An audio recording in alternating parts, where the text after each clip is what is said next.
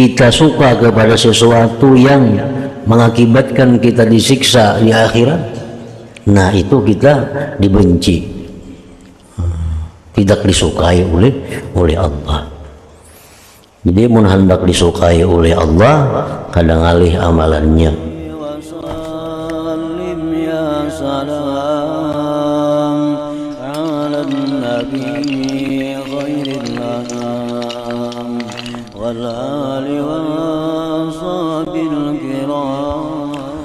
Bismillahirrahmanirrahim.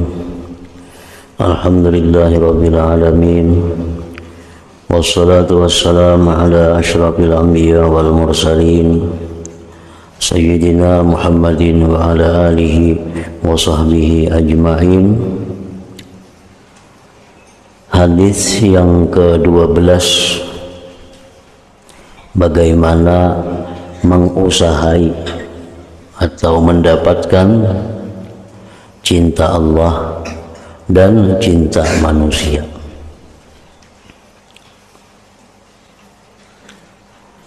An Sahl bin Sa'id radhiyallahu an Sahl bin Sa'd radhiyallahu ta'ala anhu qala ja'a rajulun ila an-nabi sallallahu alaihi wasallam faqala ya Rasulullah dullani ala amalin idza amiltuhu ahabbani Allah wa ahabbani an-nas. Faqal izhad fid dunya yuhibbaka Allah wazhad fi ma indahum yuhibbaka an-nas. Hadis hasan rawahu Ibnu Majah. Artinya daripada Sahal bin Sa'ad radhiyallahu ta'ala anhu berkata, datang seorang laki-laki menemui Rasulullah sallallahu alaihi wasallam. Lalu laki-laki itu bertanya kepada baginda Rasulullah, wahai Rasulullah, tunjukkanlah kepadaku satu amalan. Artinya berikanlah kepadaku satu amalan. Jikalau aku mengamalkannya, amalan itu niscaya mencintai akan daku oleh Allah Ta'ala dan mencintai akan daku oleh manusia. Amalan supaya dicintai Allah sekaligus dicintai manusia.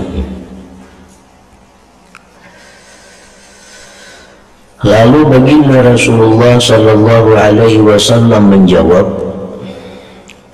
zuhudlah kamu daripada dunia, niscaya engkau dicintai oleh Allah Ta'ala. Zuhudlah engkau daripada dunia, niscaya engkau dicintai oleh Allah Ta'ala.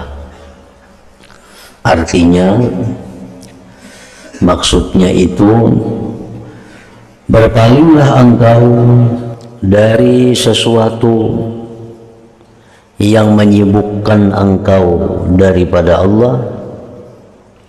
Berpalinglah engkau dari sesuatu yang mendatangkan siksa kepada engkau di akhirat. Niscaya engkau dicintai oleh Allah Ta'ala. Izhad fid dunya, artinya izhad a'rid fima syaghalaka anillah wa fima yu'aqibuka bil akhirah. Supaya Allah sayang, supaya Allah cinta kepada engkau, tinggalkanlah sesuatu yang membuat engkau sibuk daripada Allah. Tinggalkanlah sesuatu yang membuat engkau disiksa di akhirat. Itu pengertiannya izhad fid dunya.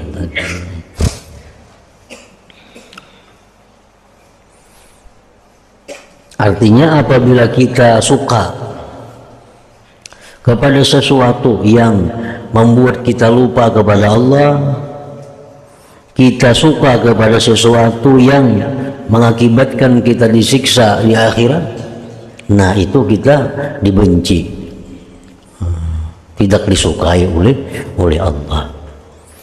Jadi mun hendak disukai oleh Allah, kadang alih amalannya. Tinggalkan pekerjaan yang membuat kamu sibuk sehingga lupa kepada Allah. Tinggalkan perbuatan-perbuatan yang mengakibatkan siksa bagi engkau di akhirat.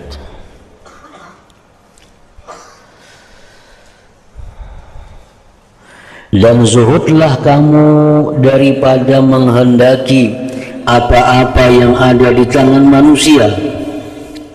Niscaya manusia mencintaimu.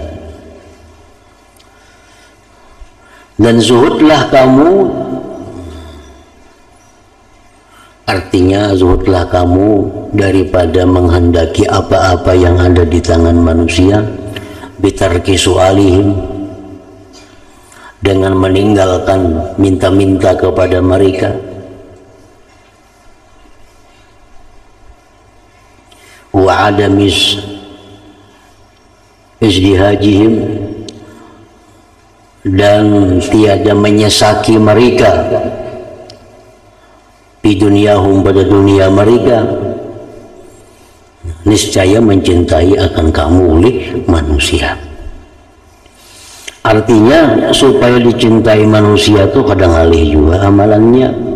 Jangan minta-minta kepada mereka, jangan menghendaki harta benda mereka, dan jangan hendak menyesaki, jangan hendak menyaingi, jangan hendak menyaingi gawian-gawian pekerjaan-pekerjaan dunia mereka.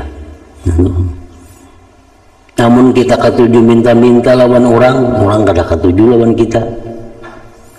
Nyata sudah dikit minta lawan orang kada ketujuh.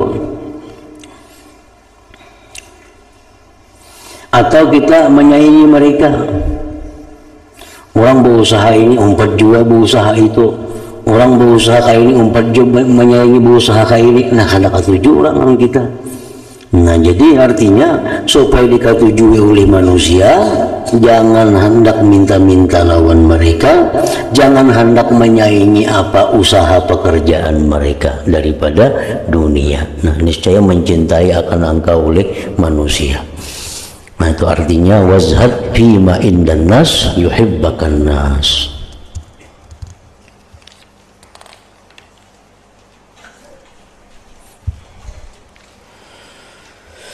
Hadis ke-13, bilakah darah seorang muslim menjadi halal?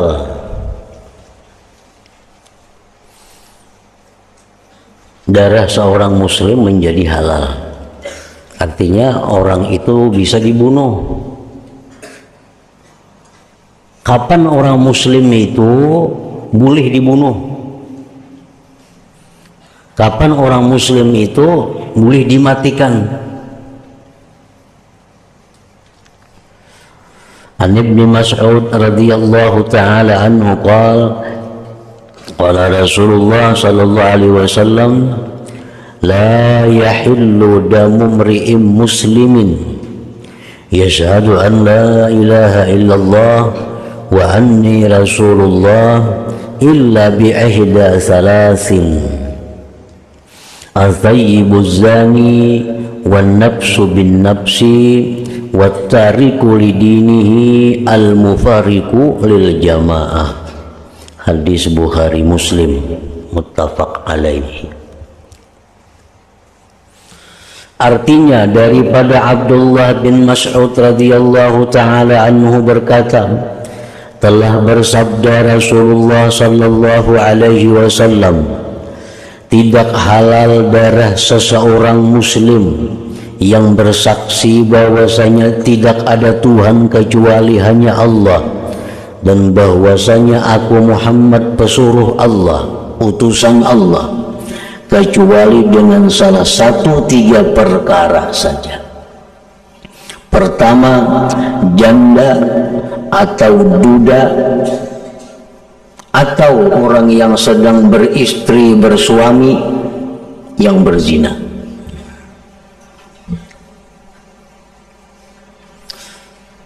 Orang tuh muslim, baik si bini, baik si laki melakukan zina.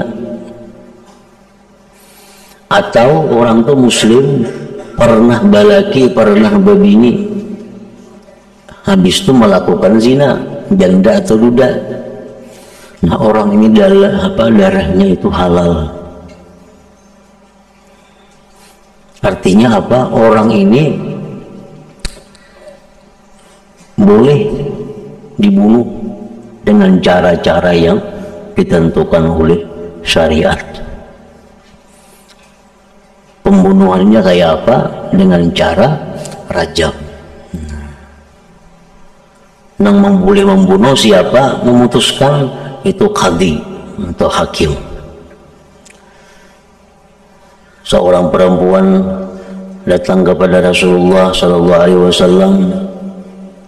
Jadi perempuan itu, "Hai Rasulullah, ulun telah melanggar hukum Allah, ulun melakukan zina." Ulun melakukan zina. Lalu orang ini sudah bersuami, orang ini berisi laki, tapi ia hendak membersihkan dirinya, hendak di akhirat kadang mendapat siksa. Diperintahkan oleh Nabi dengan cara dirajam. Rajam itu lebih berat daripada dibunuh lawan pedang. Kalau dibunuh lawan pedang itu sakitnya hitungan detik, 4-5 detik aja sakitnya orang dibunuh lawan pedang dengan dipotong leher itu. Tapi kalau rajam ini, nah sakitnya berhari-hari. Kenapa? Karena rajam ini, hukuman rajam ini, manusia yang melakukan zina itu ditempatkan di suatu tempat tanah lapang, disuruh kaum muslimin melimparinya lawan batu sampainya mati. Kan lawas tuh batunya pulang kada boleh ganal, kada boleh halus, sadang. Jadi itu hukuman orang berzina menghendak selamat di akhirat. Bila kadaka itu di akhirat kada tentu lagi selamat. Amun ka itu selamat dah di akhirat. Nah, jadi disuruh duduk di situ, di toko pilawan kain, jadi diundang sekampungan, diundang masyarakat untuk melimparinya lawan batu. Mungkin setengah harian bisa kada mati lagi nya. Nah, itu hukumannya orang yang berzina. Apabila yang berzina ini sudah pernah kawin atau masih kawin melakukan zina. Kedua, diri dengan diri dengan pembunuhan. Artinya orang ini membunuh orang. Nah, itu otomatis dibalas, dikisas, dibunuh juga ya. Halal juga darahnya. Ketiga, seorang yang meninggalkan agama, yang memisahkan diri dari jamaah. Artinya orang Islam tetapi dia melakukan hal-hal yang menyebabkan dia murtad. Nah, itu orang Islam tapi melakukan perbuatan atau mengucapkan satu ucapan atau mengiktikadkan satu i'tikad yang menjadikan dia itu keluar dari agama Islam.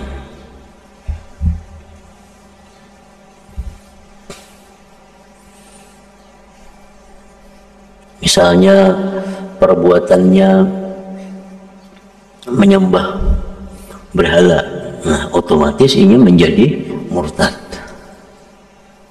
Atau perbuatannya lagi melimparkan Al-Quran atau satu ayat dari Al-Quran dilimparnya ke tempat sampah,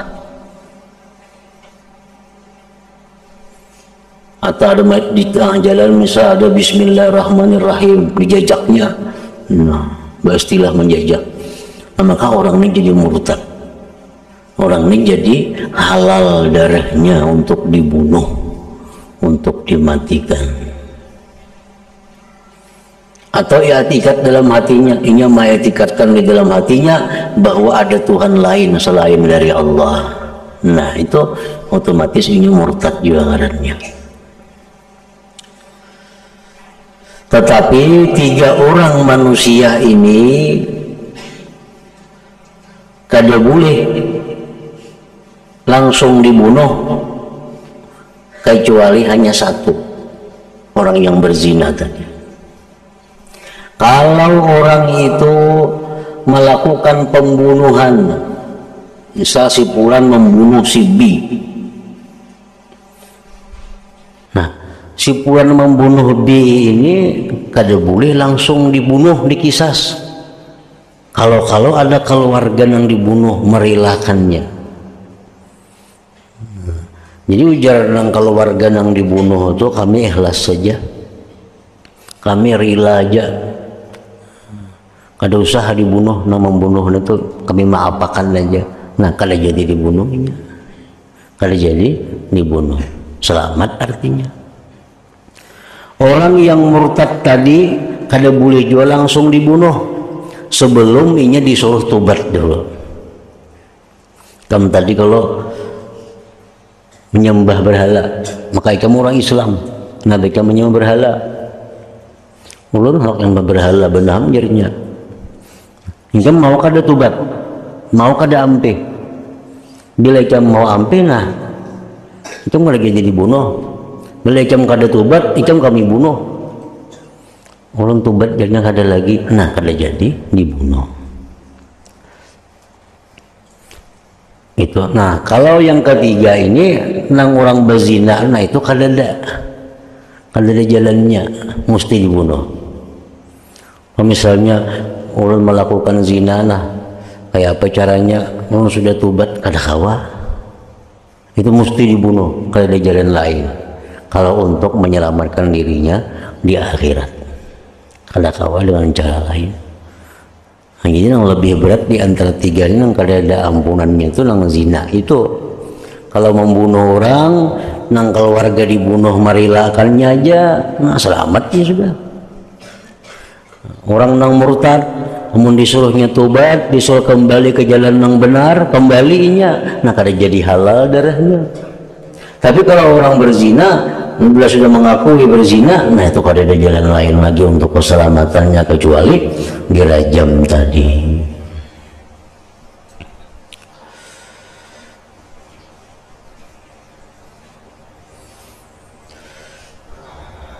Hadis ke-14,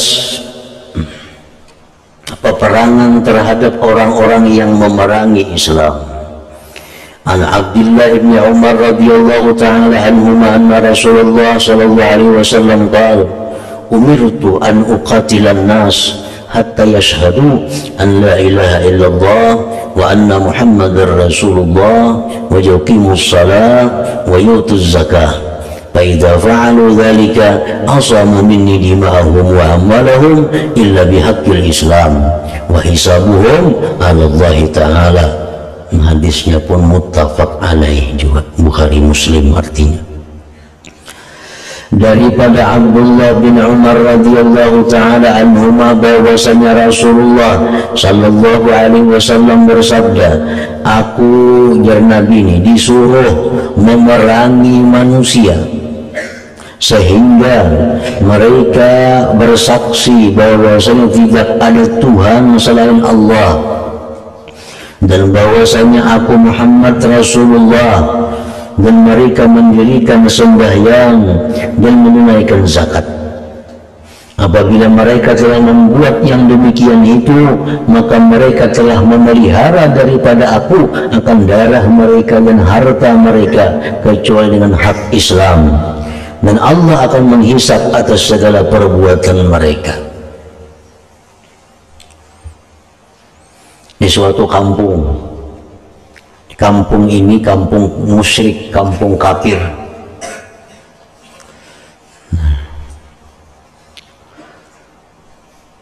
Nabi kita mengirim utusan ke kampung itu, aslimu ba Islam, taslamu, kalian selamat. Bila kampung ini mau ba Islam, jadi kaum muslimin.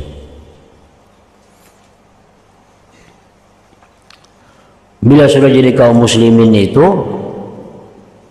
dia sudah terpelihara dirinya, kada boleh diganggu lagi, kada boleh hartanya diganggu lagi, kecuali sesuai aturan Islam. Kemudian lagi ada satu kampung yang sudah Islam, tapi orangnya kada sembahyangan di situ. Islam sekampungan, tapi kada sembahyangnya. Masjidnya kada ada, apa yang langgarnya kada ada, kada tahu disembahyang Islam orangnya. Nah itu dikirim utusan ke sana agar sembahyang. Bila kada sembahyang diperangi. Nah, diperangi juga. Kampung itu kada sembahyangnya. Nah, setelah diberi peringatan supaya sembahyangan, bila kada mau juga, kampung itu pun diserang. Siapa yang melawan dibunuh, siapa yang tobat selamat. Ada satu kampung yang sudah muslim, yang sembahyangan, tapi kada mau berzakat. Di kampung itu orang kada mau berzakatnya, mau sembahyangan aja. Nah itu pun dikirim juga ke sana peringatan, keluarkan zakat. Bila kada mengeluarkan zakat, diserang kampung itu, akan diperangi kampung itu. Tatapnya kada mau juga berzakat, nah diserang kampung itu, diserang. Siapa yang kada mau dibunuh, diperangi. Nah kalau sudah orang itu Islam, orang itu sembahyang, orang itu bayar zakat, nah ini kada boleh sama sekali diganggu-ganggu. Hartanya kada boleh diganggu, jiwanya kada boleh diganggu, kecuali dengan hak Islam. Perkara inya itu sembahyang, berzakat, masuk Islam, ikhlas atau kada ikhlas, itu urusan Allah Ta'ala. Wa hisabuhum 'ala Allah. Misalnya kita baik berislam mana, kita kada berislam ini diserang orang kita, ya kita berislaman, memang kita selamat. Nah ini karena berislamnya kada karena Allah, itu urusan Allah. Yang penting bila orang sudah mengucap 2 kalimat syahadat, orang itu sembahyang, orang itu bayar zakat, kita menghormati mereka. Perkara mereka karena Allah atau karena takutan, nah itu urusan Allah aja lagi menghisapnya di akhirat. Wa hisabuhum 'ala Allah Ta'ala.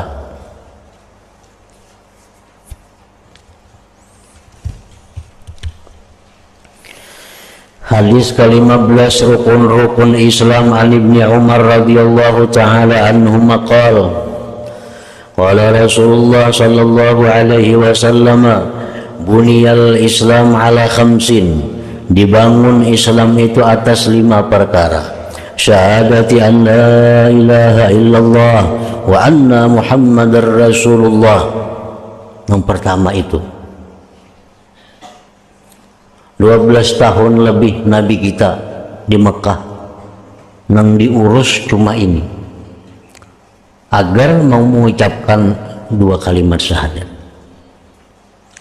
Nah, jadi 12 tahun itu orang-orang yang masuk Islam itu sebutin aja kewajibannya Anda mengucap 2 kalimat syahadat.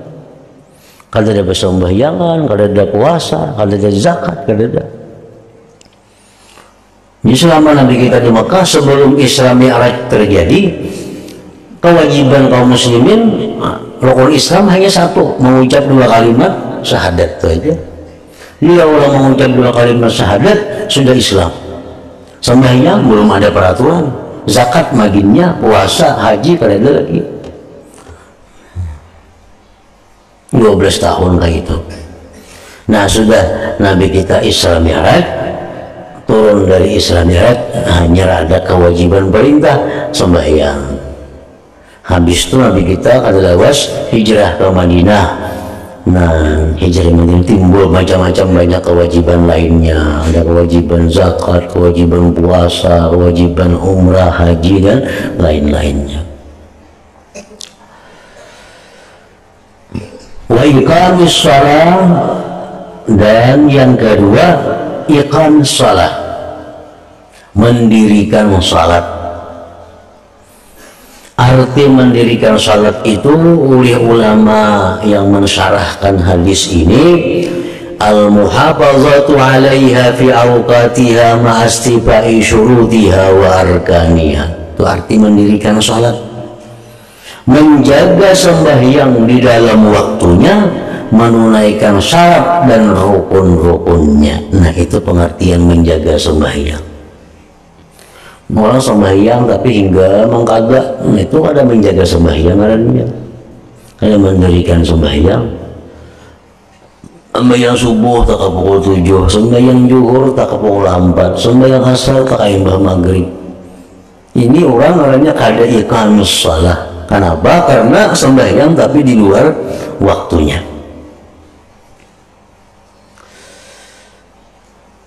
Hadis Rasulullah sallallahu alaihi wasallam, "Idza kana yaumul qiyamah umira bi tabaqatil musallin ilal jannah, fatati awwalu zumraka syams, fataqulul malaikat man antum, qalu nahnu al muhafizun 'ala shalah, qalu kaifa muhafazatukum, qalu kunna nasma'ul azan wa nahnu bil masjid, summa ta'ti zumratun ukhra kal kamar lailatul badr, fataqulul malaikah man antum, qalu nahnu al muhafizun 'ala shalah, qalu kaifa kanat muhafazatukum, qalu kunna natawaddau qabla al waqti, summa nahduru ma'a sama'il azan, summa ta'ti zumratun ukhra kal kawakib, fataqulul malaikah man antum, qalu nahnu al muhafizun 'ala shalah, qalu kaifa kanat muhafazatukum, qalu kunna natawaddau ba'dal azan. Hari kiamat terjadi. Diperintahkan orang-orang yang sembahyang itu masuk ke surga. Ada satu kelompok orang-orang sembahyang ini masuk surga, wajah mereka seperti matahari. Ujar malaikat, siapa kalian ini? Mereka menjawab, kami orang-orang yang memelihara sembahyang. Ujar malaikat, kayak apa kalian itu memelihara sembahyang itu? Kunna nasma'ul azan wa nahnu fil masjid. Kami mendengar azan sudah berada di dalam masjid. Artinya orang ini orang yang menunggu waktu. Ibaratnya zuhur pukul 12 sudah ada di masjid, sehingga orang azan ini sudah berada di masjid. Nah, itu orang yang muhafazah, yang menjaga, memelihara sembahyang. Masukkan itu ke surga. Datang pulang sekelompok lagi, yang mana wajah mereka itu seperti bulan purnama. Ya malaikat, siapa kalian? Kami orang-orang yang menjaga sembahyang. Ujar malaikat, bagaimana kalian menjaga sembahyang itu? Kami berwudu sebelum masuk waktunya, kemudian kami ke masjid begitu mendengar azan. Ini para sudah bang berwudu, duduk di rumah, kalau mendengar orang bang kira hanya berangkat ke masjid. Itu nomor 2-nya. Ada yang pertama, mereka menunggu azan berdahulu ke masjidnya. Nah, kemudian ada kelompok yang ketiga masuk ke dalam surga yang wajah mereka seperti bintang. Seperti bintang. Ya malaikat, siapa kalian ini? Kami orang-orang yang memelihara sembahyang. Ujar malaikat, bagaimana kalian memelihara sembahyang itu? Mereka menjawab, kami berwudu begitu mendengar azan. Orang bang kalau berwuduannya lagi. Nah, ini nomor 3, seperti bintang. Yang nomor 2, belum azan berwudu, cuma kada ke masjid dulu di rumah, menghadang orang azan hanya turun. Yang nomor 1, nah itu orang yang sudah di masjid sebelum azan. Nah, itu contoh-contoh pengertian iqamis shalah, mendirikan salat, memelihara sembahyang. Jadi ada 3 cara memelihara sembahyang ini. 1, orang yang berwudu sebelum masuk waktunya. Ada orang yang berwudu bertepatan dengan masuk waktunya. Ada orang yang berwudu sesudah azan, sudah masuk waktunya. Nah, itu disebut muhafazah, menjaga, memelihara sembahyang. Kalau sudah keluar daripada waktunya, nah itu kada masuk lagi muhafazah ala shalah. Kita masuk wailul lil musallin, celaka bagi orang yang sembahyang. alladzina hum an salatihim sahun, yang mereka itu dari sembahyang mereka itu lupa waktunya. Itu kada muhafazah tuh wail celaka.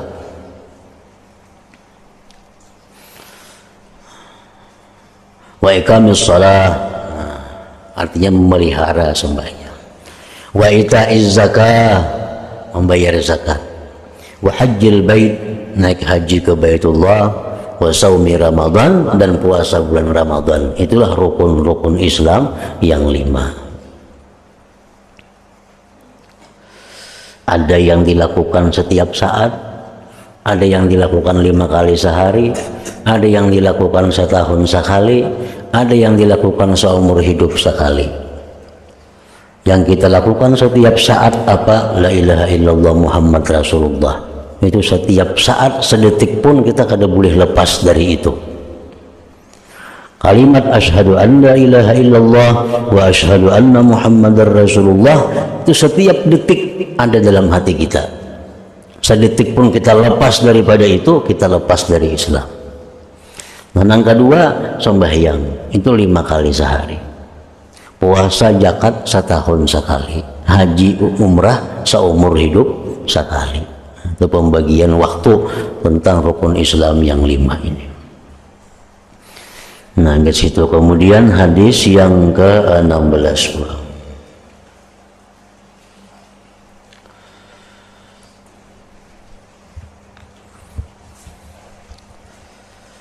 Ila hadratin Nabi sallallahu alaihi wasallam al-Fatihah. A'udzubillahi minasyaitonir rajim. Bismillahirrahmanirrahim.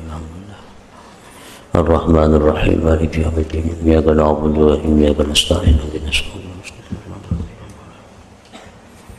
Bismillahirrahmanirrahim. Alhamdulillahi rabbil alamin. Wa sallallahu wa sallim ala sayyidina Muhammad wa alihi washabbihi ajma'in.